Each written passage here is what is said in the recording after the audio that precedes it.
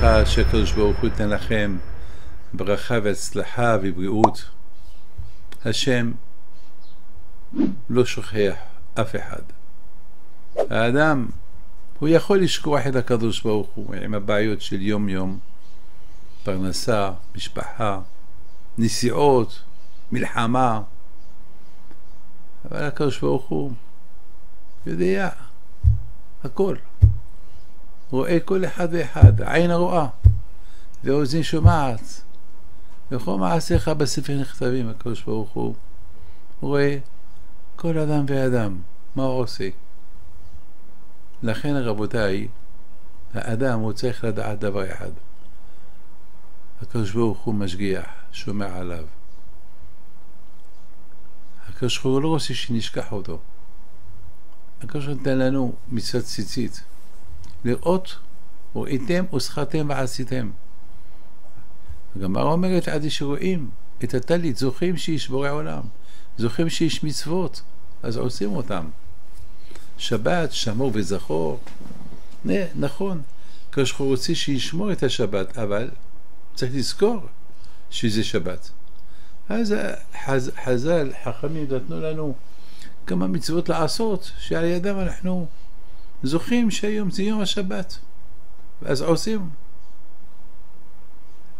מפה לבנה, בגדים חדשים, הלכות של יום שישי אחרי הצהריים, הלכות שבת,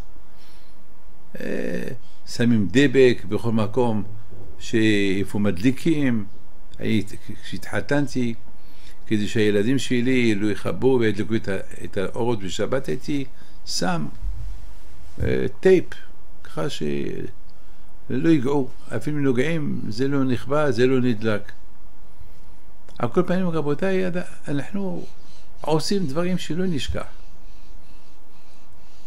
כתוב, כי זוכר כהן נשכח אותה, אתה הקדוש ברוך הוא זוכר מה שאתה שכחת, מה שזה נשכח ממך שעשית לפני הרבה שנים. הקדוש ברוך הוא זוכר הכל, הקדוש ברוך הוא זוכר את הכל בפרטי פרטי, הכל יודע הכל.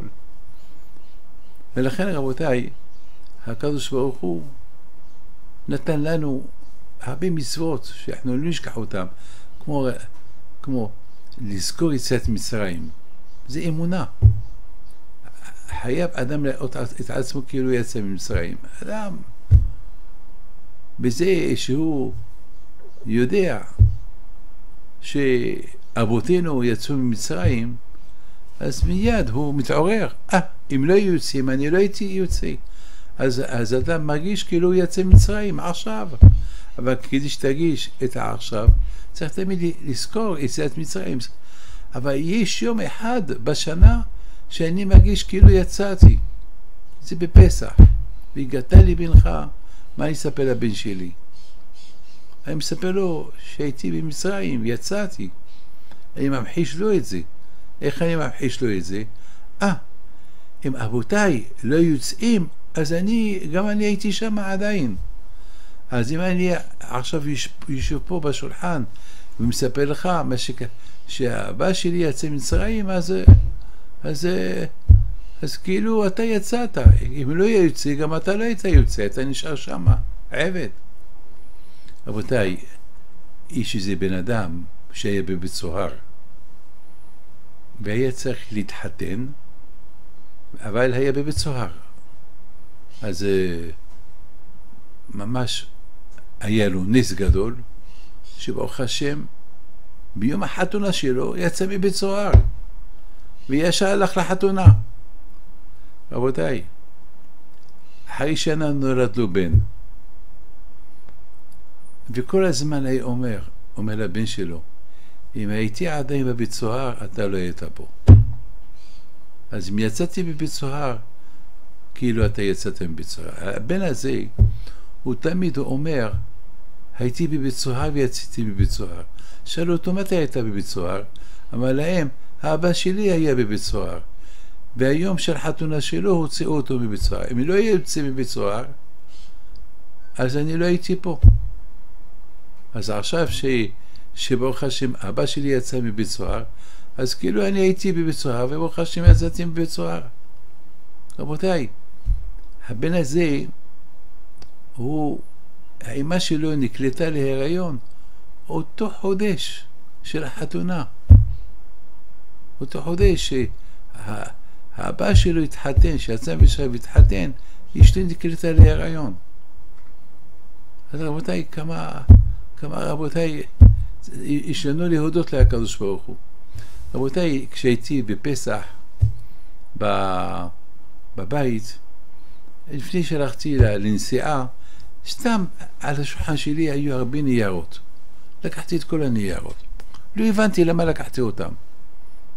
אמרתי לעצמי, אני משוגע, למה לקחתי אותם? אבל בכל המועד הייתי מסתכל בניירות, מצאתי איזה דף של איזו אישה שלחה לי מכתב, אימייל, היא ביקשה ברכה, היא עושה ניתוח, והיא רוצה ברכה בזכות עבודת הקדושים שהניתוח יעבור טוב, והיא דורשת ברכה. טוב, ראיתי מתי הניתוח היה צריך להיות מחר. מיד התקשרתי אליה, דרך המזכיר שלי, אמרתי לה, סליחה, עד שלא נתתי תשובה מיד, אבל על כל פנים, ברוך השם, הייתה שמחה שעניתי לה, ואמרה ככה, השם לא שכח אותי. השם לא שכח. הייתה מתפללת, והקדוש ברוך הוא עשה, הכניס לי בראש, לקחת את הניירות, אפילו שלא הייתי צריך אותם. למה? כי בתוך אלה הניירות יש שם איזה דף ששכחתי לו, עניתי לאישה הזו. שאישה אחת לקחתי כל הניירות. הקדוש ברוך הוא לא שכח אף אחד. גם אנחנו נשכח אותו. השם ישמור אתכם, אמן כן רצון.